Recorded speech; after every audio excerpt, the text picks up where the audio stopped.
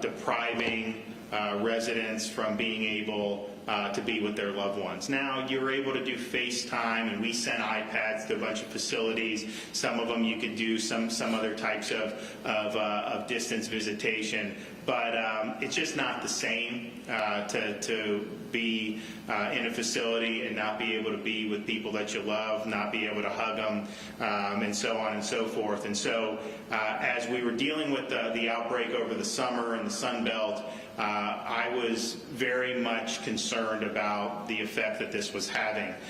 Yes, we need to mitigate the effects of this disease, but this virus is not the end of all health issues. Health is about people's physical, mental, emotional, social well-being, and so mitigating one virus needs to be done, but it shouldn't be done to the exclusion of anything else involving people's well-being. And so we looked at it and said, you know, we now have huge amount of testing capacity. We have enough no one is without PPE. We have all the PPE we need. We know certain ways that you can mitigate this. And so we made the decision in August. I had a task force convened. It was actually headed by a woman out of Jacksonville whose husband was in a memory care facility. And because of the visitation restriction, she was not able to go in and see him. That was obviously very frustrating, and so she decided to start working at the facility. And she worked at the facility, was able to see her husband, and then became an advocate for getting visitation into these facilities in a safe way. And when we were going over it, they were very thoughtful. I had a committee. I had Shevaun's predecessor. I had the Surgeon General. I had some stakeholders from throughout Florida. And basically we said, look, even having these things on lockdown, you still have outbreaks that happen. It's not like you're 100% guaranteed, even if you don't allow any visitation to not have COVID. We've seen, I mean, in the Miami outbreak, there were a lot of those facilities that had it. So we're like, all right, we're just going to have to mitigate, but we can't not have visitation, so we're going to do the visitation. We understood that that may carry a certain amount of risk in terms of, you know, if you have one more person, who knows? And so that was something that we were cognizant of. But I can tell you, I think there's something about when people are happier, when their spirits are higher, when the families are involved. I think the staff performs better. I think it's just a better mix. And so since September 1st, we've actually seen the number of cases in long-term care facilities statewide decline by 70%. And so this was something that we were bracing to see some outbreaks, and yet it's been a really steep decline. And so I think it just goes to show that I think when you have a more holistic approach, I think that better addresses some of these other concerns about social well-being, mental well-being. But I also think in many respects it's a better approach for dealing with COVID-19 as well, because I think everyone's spirits lifted, and I think that the mitigation is that much more effective. And so today, we knew that that announcement in August was just the first step. We wanted to obviously evaluate and see how things went, but I think and you'll hear from some of the stories here, I think the families have just universally been very, very happy with being able to be reunited with their loved ones. And, you know, I hear people say, oh, well, you know, you shouldn't have Thanksgiving this year or this. I'm just thinking to myself, you know, shouldn't individuals be in the position to be able to make those determinations? And if a family is in a situation where they're behaving in a safe way and the facilities are doing what they need to do, you know, we need to be able to have family connections. This is very, very important. You know, not everyone who's in these facilities is on the brink of passing away. I mean, there's different reasons why people come in these, but we do have some folks who are very up in years, have health problems, and a number of folks who are in these facilities who said, look, I don't want to get COVID, but I want to be able to be with my family. I want a life worth living. And so I think it's been very, very successful. I think it shows that you got to look at the whole enchilada in terms of health. It's not just, I've been citing this World Health Organization Constitution because they talk about it's not just absence of disease that makes someone healthy. It is the social connection, it's the physical fitness, it's mental health, it's all these things that go into what we really should consider health. And so today, we are ordering the Department of Emergency Management to update the policy on nursing home and long-term care visitation, and do it in a way that's going to facilitate even more connections. So first, it removes the current prohibition on children visitation. That was put in. There was discussion amongst the task force about having the kids, and they decided to just wait for now when they gave the recommendations in August. But I think we're also in a situation where we know particularly the young kids aren't major vectors of this, and I think the same mitigation that's been done in other ways can be done there. Second, it allows for outdoor visitation regardless of any COVID cases in the facility. So currently, policy requires general visitation to pause for 14 days if there's a positive test of a resident or staff member. But with this update, that will only apply to indoor visitation. And basically the reason for that is we just don't have very many cases that get linked to outdoor activity. I'm not saying it can't happen. Obviously, it could happen under the right circumstances. But being outdoors has been something that's been very positive. And particularly as the weather starts to get better in Florida and gets a little bit more, a little cooler, I think we're in a position where that's going to be very, very viable. And then also, the pause still only applies to general visitors anyways. The compassionate caregivers, of course, can always continue to visit indoors regardless of any positive cases. Third, it clarifies something which we meant to be clear the first time. There's been different folks in different parts of the states have had questions about it, but we're not requiring social distancing for compassionate caregivers. These compassionate caregivers are in there tending to a loved one. They can give them a hug. They can do what they need to do. And then fourth, the order eliminates the 5-person maximum number of general visitors and replaces it with a general requirement that facilities select their own limits. So what we're trying to do on this is really empower the residents, the families, and the facilities to be able to make good decisions. And we have more tools. So I've been talking about these new rapid tests that we are focusing very heavily on, not just nursing homes and long-term care facilities, but all senior-dominated communities like the Villages or some of these other places throughout Florida. And we did not require there to be testing of visitors initially, and we still haven't required it now. And part of the reason for that is if you're going to visit on a Friday and you do a PCR test on a Monday, get the result back on a Thursday, yeah, you may have been negative on Monday, but who knows, you may have been infected since then. And so it just wasn't something that was something that we wanted to require. At the same time, this is now a 15-minute test. It's an antigen test, 15 minutes. Anyone can do it. You literally just put the reagent in, do the swab. You don't even have to stick it up to your brain like some of these. It's just a normal nose tinge. Put it in, shut it, there's adhesive, and you get a result within 15 minutes.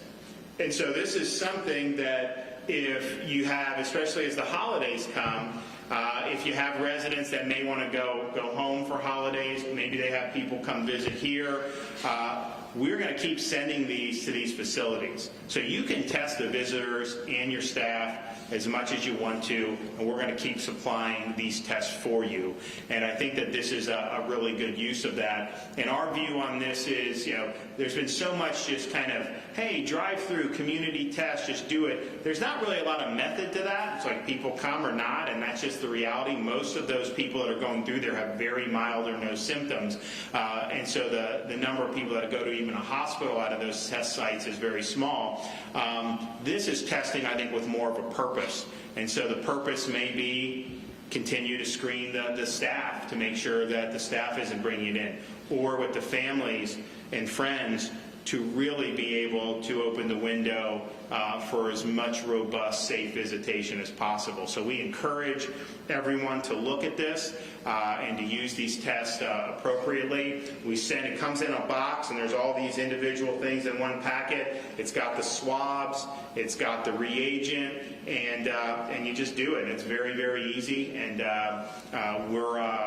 we think that really allows the testing to be more effective. If you can get a result quickly, then testing, I think, makes a lot of sense. Not foolproof. These tests have about a 1.5% false positive rate. And so if you do test positive, you may want to get confirmed by PCR or try to do another antigen. But it is what it is. None of these things are going to be perfect, but we think that it's something that's really, really good. So I think the stories have been really, really, one, without visitation, the stories were very heartbreaking because people were struggling. And they were struggling in ways that I think we had a duty to mitigate. And so I think what we've seen since then is a lot of relief from a lot of the families, and I think a lot of great heartwarming stories about people who have been reunited with their loved ones. And so we want to continue moving forward for that. So you want to just say, Scott, some stuff about the facility. I'll turn it over to Shevaun for a few comments, and then we'll hear from our caregivers about what they've been doing over the last couple of months. Yeah, well, Ana Vida is a resort senior living community right here in Fort Myers, and we do independent living as well as assisted living and memory care. So we're excited to have the governor here, and we're excited about this new news, and I think we'll pass it around the room. Great. Okay. Shevaun? Thank you, Governor. I'm happy to be here with you and everyone here in this room. Our agency regulates long-term care facilities, which is inclusive of nursing facilities. And throughout this pandemic, since its inception, our focus has been on supporting those providers that are on the front line, ensuring that they have the tools and resources that they need to protect the most vulnerable among us. We know that some of the precautions that had to be put in place early on were for everyone's protection, but took a toll on residents and caregivers. And we're pleased to be able to make these strides forward. We know our long-term care facilities have the tools and resources, and we trust that they will make the right choices as we move forward, as we've seen our numbers stabilize and continue to progress in that manner moving forward. Great. Thank you. All right, so we have a number of folks here. We have Christina Griswold, whose father is a resident of a long-term care facility, not this one, but in Fort Myers, and she's been able to visit with him since the visitation prohibition ended. So turn it over to you. Thank you, Governor. My name is Christina Griswold. My dad is in a facility not too far from here. He has been there a little over 2 years. He's done okay through the whole pandemic. What he didn't like was he didn't like his activities restricted. He did not like being locked in his room. And we saw a progression or a degression in his attitude and his behaviors as a result. I was very thankful that the task force came together along and gave the governor ideas for the order in September, because that first hug that I got with my dad was just priceless.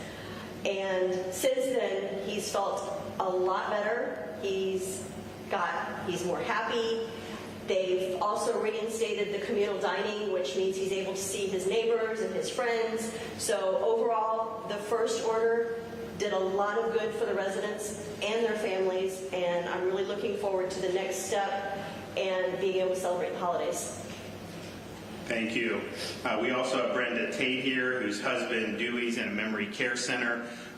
Dewey was a successful soil stabilization engineer and manufacturer, and given his condition, obviously, it's important for Brenda to have that interaction. So can you talk about it? Thank you, Governor. Yes, my husband is a resident here in Ana Vida Living, and honestly, his cognitive decline because of Alzheimer's has not paused because we're in a pandemic. So as his wife and his caregiver, my concern has been to miss critical time with him, that he could be remembering me, be remembering our children, our grandchildren. So I'm very encouraged that visitation is opening back up. I can pledge that I will do my part to be responsible and be safe and take all precautions, because I'm not concerned only about my husband but about others. The idea that we'll have rapid testing is exciting too, because I think that's going to give everyone much more confidence as families are reunited with their loved ones. Thank you. All right, Elke Podlasik is here from Sanibel, and she recently helped her mother settle in an assisted living facility and has already been able to do visitation. So, my mom is at Amavita for the last 2 years. She was first in independent living, so it was easy for her to come and go, and now she transitioned over to assisted living, and I couldn't even imagine not be able to see her, or she couldn't see me or her grandkids, because first of all, she doesn't speak any English, so it's even more difficult. So helping her be able to see her and translate and help, that's just amazing. And again, with all these tests, we need to open up these old people. That's all they have. It's their children and their grandkids. So, thank you. thank you.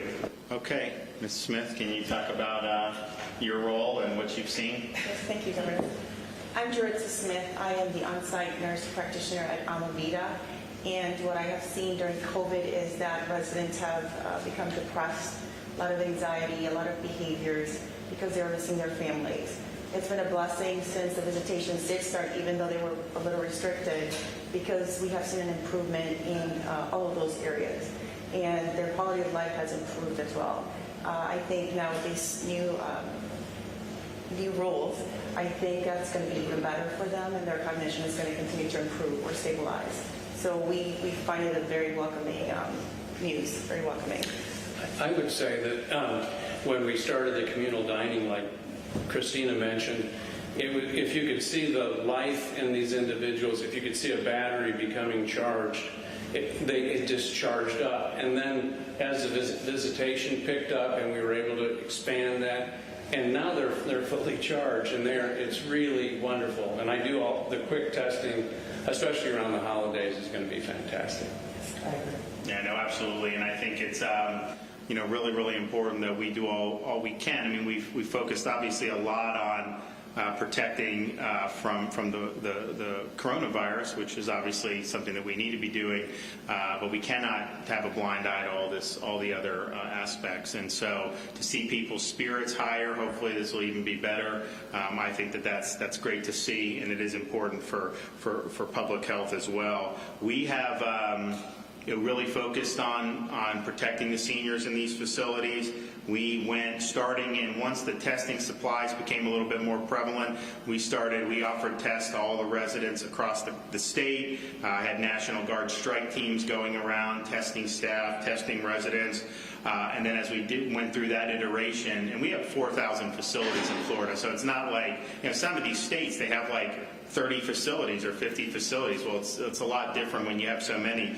And so, we had 50 teams dedicated to that, and they did that for a 2-month period. And then in June, we instituted self-swab tests for all the long-term care facility staff, which is over 200,000 staff members. And so they would do biweekly testing, and obviously positive people would be isolated. And so we put a lot of money into that because we thought it was important. But then now with the 15-minute rapid test from the federal government, the federal government had sent about a month or two ago some of the machine-based antigen 15-minute tests to some of the nursing homes. The problem is they didn't have really enough cartridges to do all the testing that they wanted with it. So when many of them started, they just continued doing the self-swab that the state had previously provided.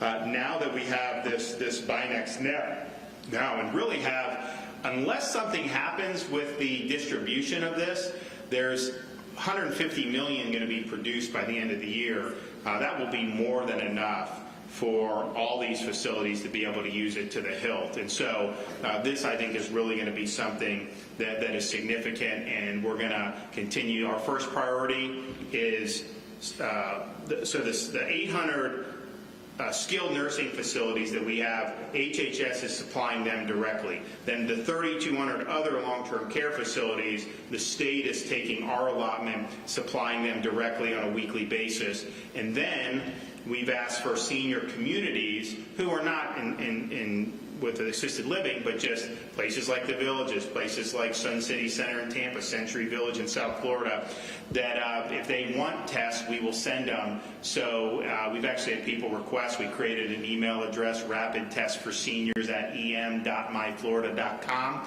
and as those communities request, then we can send it. Because really, it's the same principle. If you're in just an active senior subdivision and you have people that are coming in, again, you know, you're not required to have people tested, but if that would give you peace of mind, you can do a 15-minute at your community center or something. Why not go ahead and do it? I think that that's something that's very, very important. The other thing, so we're going to continue, as we get these in, we'll continue to push them out, focusing on that. Now, we have sent some to schools. They're also being used at our community, some of our community testing sites as well, which is fine on the community testing sites, but this is really testing with a purpose because it's expanding people's horizons. So that's something we're going to continue to be doing. The other thing that we're ready for is the distribution of some of the new therapeutics.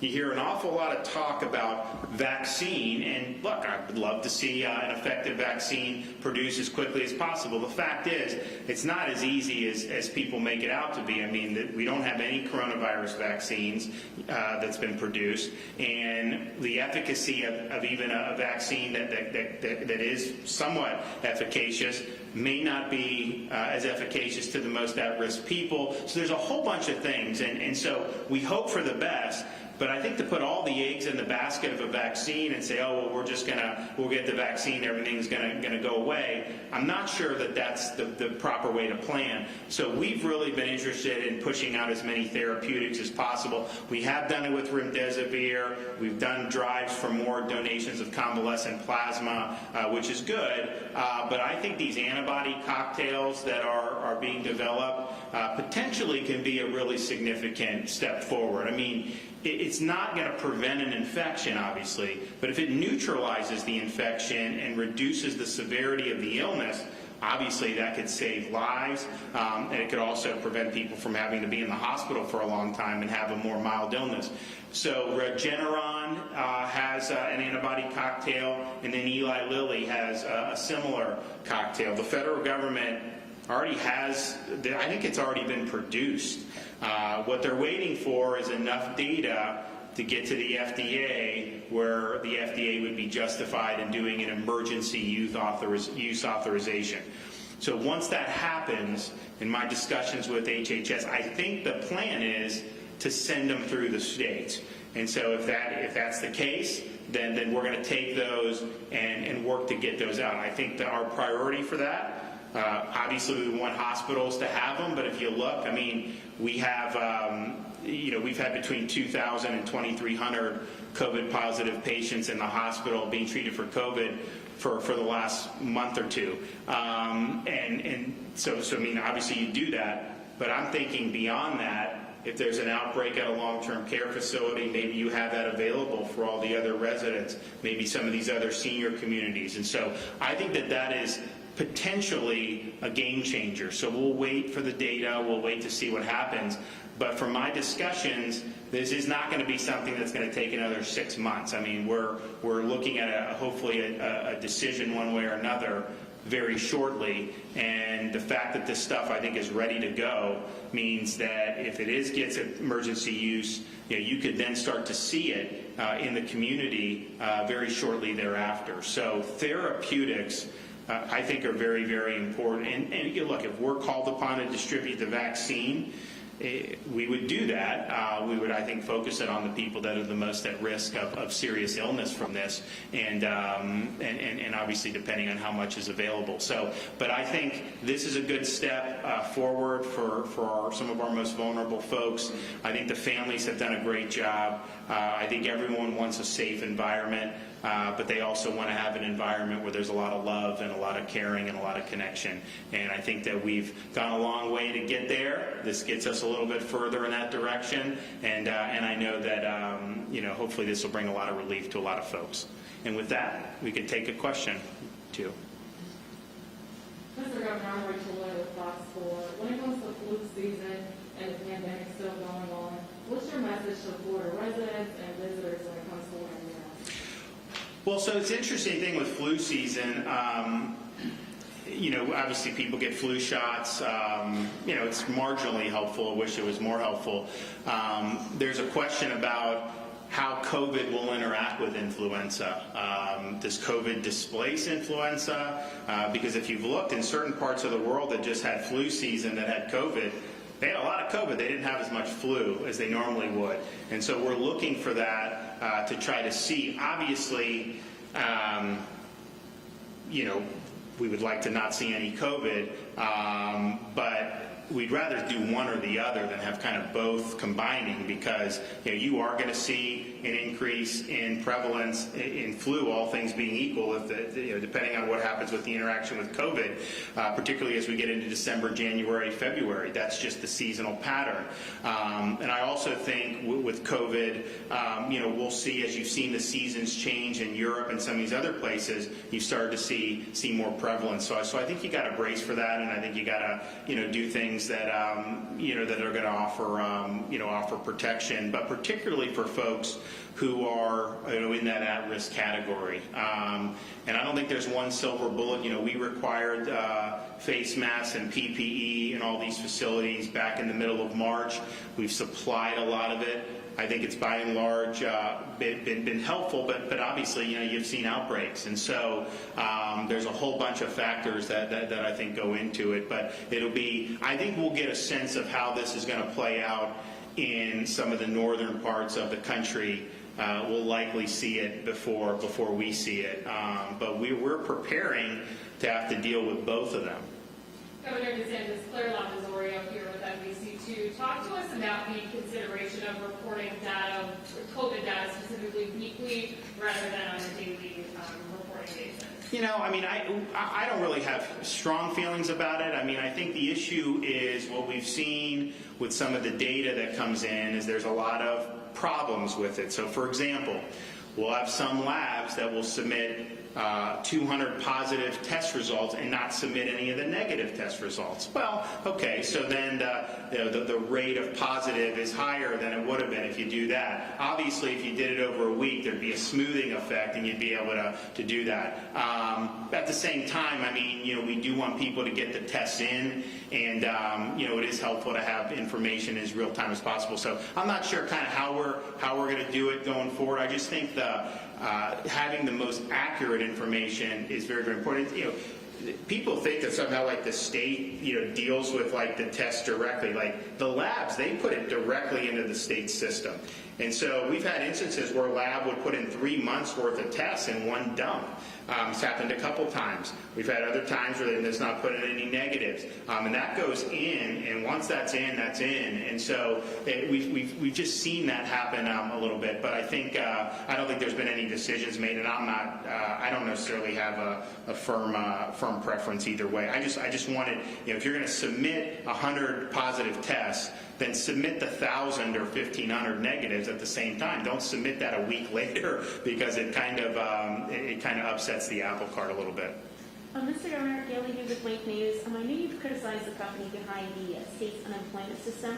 We were wondering what you think of AHCA's decision to award $135 million to Deloitte for the state's Medicaid data system. Well, so that is, Shevaun maybe will talk about that, but I think that's being, is that still under protest right now? The entities that protest have dropped their protest. The agency is exploring its contracting efforts at this time. And as you know, the governor is prohibited, and I don't get involved in any procurement. So people submit, and if they do the best bid, then they typically get it. Now, there was some. I think DEO had provided some input to the agency. I wasn't involved in that either way. My view would be that we would wait and do business with others before, but at the same time, I can't go in and do that, and so I've not been a part of any procurement that's happened since I've been governor, and I don't think that it would be appropriate or lawful for me to do so. Governor Frank Luck, USA Today, Florida. The order you announced today, is that something you're prepared to rescind should the numbers of cases go up? Like, for instance, today in Lee County, we're hearing that the number of hospitalizations related to COVID have grown sharply. That's not true. So what's happened with Lee County is the reporting has been jagged. So they underreported and then so basically you see this sharp, and it's been smooth. I mean, so they have right now in Lee County there's 11 patients who are COVID positive in the ICU. 10 are being treated for COVID. 1 is incidentally infected with COVID, but being treated in the ICU for other things. And so my guys were looking at those numbers this morning about seeing this like up and down. These things tend to follow a pattern. If you have 25 fewer hospitalizations one day and then 30 more than that, it usually doesn't work out that way. So I know that the agency has been in touch with some of those folks down there, and I think that they've gotten the numbers where they need to be. But total hospitalizations in Lee County are down dramatically from where they were in July. And I think that that's pretty much true pretty much everywhere in the state. I mean, Miami-Dade, for example, their COVID positive patient census was over 2,000. I think they had about 2,300. Now, there's a chunk of those who were incidentally positive who weren't being treated for it, but still, and now they're about 275 COVID positive patients are being treated in Miami-Dade County, which was the leading outbreak in the state of Florida. Our hospital capacity is, I think we've had 25% or more of our beds that have been available, both ICU and for general beds. And of course, with the ICU, we'll say that there's 6,100 or however many staffed ICU beds at a given time. The fact is they have capacity to dramatically expand that. But the total number of patients being treated for COVID statewide in ICUs is the lowest it's been, I think, since the beginning of June at the end of May. And so you've continued to see that trend, and you've also continued to see, relatively stable visits to the emergency department for COVID-like illness. We had 2 weeks ago, it had been going down, and it kind of like stabilized, and like just a hair went up, and then the last week it went back down. And then my sense is so far this week it's been pretty much in keeping, with where they go. But these things, they'll bounce around to a certain extent naturally, even if things are fine. So some of it's noise, some of it's signal. But I think the ED visits are down dramatically from where they were at the beginning of July, and so that's something that obviously you monitor as well. But I also think that we look now at what's happening in different parts of the country, different parts of the world. Some of these areas that have had real harsh policies are still seeing, big outbreaks. You're seeing it in Europe. You're seeing it in parts of the Midwest here. So I think that this visitation, we have the tools that we need. We've got the PPE. We've got the testing capability, and we're going to trust them to continue to move forward. So we are not going to revoke any of this. These facilities, if they have situations, they obviously can make decisions that's in the best interest of their residents and the families, and we support them doing that. But what I found on some of this is there have been instances in which you had some of these things had no visitors for a long time, and even locally there was even other restrictions in the community, and you still had outbreaks. And so it'd be one thing to say like, oh, if you didn't have this, you definitely wouldn't have outbreaks. That is just not true. So I think the most compassionate and humane policy is provide the tools, provide the PPE. Obviously, people understand this virus much better than they did 6 or 7 months ago. Continue to do that, but also continue to have the pathway for the families to be there for their loved ones, because I think it's really, really important. And I think about so much is focused on, okay, who tested positive yesterday, what's the hospital sent, and that's all very important, but there's much less attention paid on the effects of mitigation or the effects of some of the anxiety and fear that's permeated society over the last 6 or 7 months. And I can tell you, you had folks in these facilities who had a tough time when the families were able to reunite, it was a real weight off their shoulders. But also even outside of these facilities in the general community, you're seeing more problems with things like mental health, and I'm going to have an announcement on some mental health initiatives next week. You're going to continue to see that. We've definitely seen increase in drug overdoses, particularly opioids, and that's something that's really tragic. We had made a lot of progress on that, but the way society has gone through, it's been very difficult. So we've got to keep all those people in mind, and so I think this is safe. I think we're focusing where we need to. We're putting our money where our mouth is, but cooping them back up in their room, I just don't think that that's viable. Okay, got one more. Governor Rachel Loyal, Fox 4 again. What's your reaction to the election threats made by Russia, China, and Iran? So we have been, as you know, focused on the cyber. We've put a lot of money into it. When I came into office, I think a few months later, there was a report about potential 2016 election where there was some type of cyber against a supervisor of elections, not votes or anything, but that. So we've worked really hard. The Secretary of State's worked really hard with all the counties. There have been millions of dollars distributed. They have passed stress tests that have been done. And then when there were problems identified, those problems were rectified. Some of the vendors have gone through a lot of oversight and stress testing.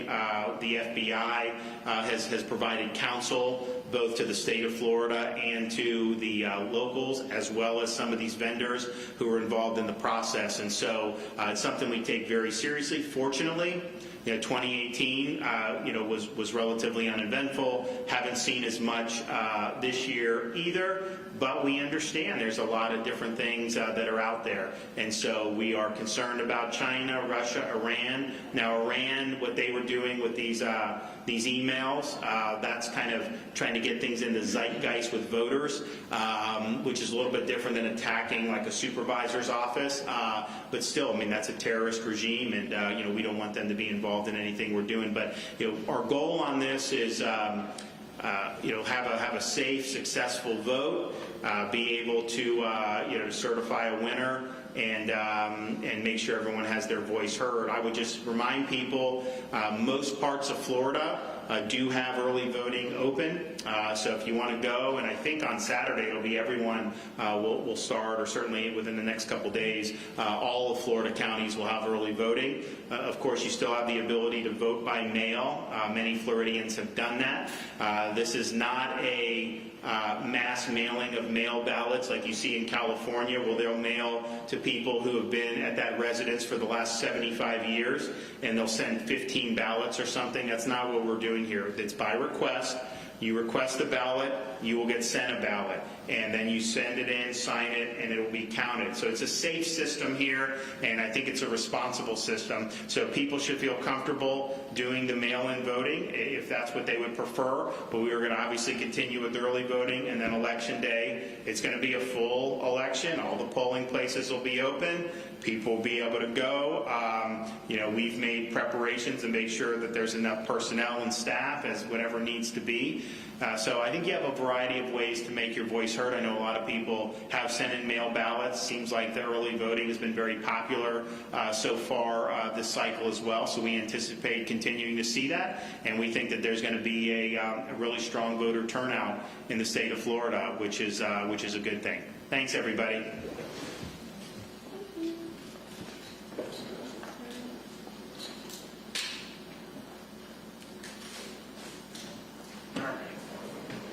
Thank you. Thank you. Appreciate it. Let us know if there's anything more we can do. We will keep sending these checks, so don't worry about that. I'm looking forward to that, especially with the kids. Thanks, guys.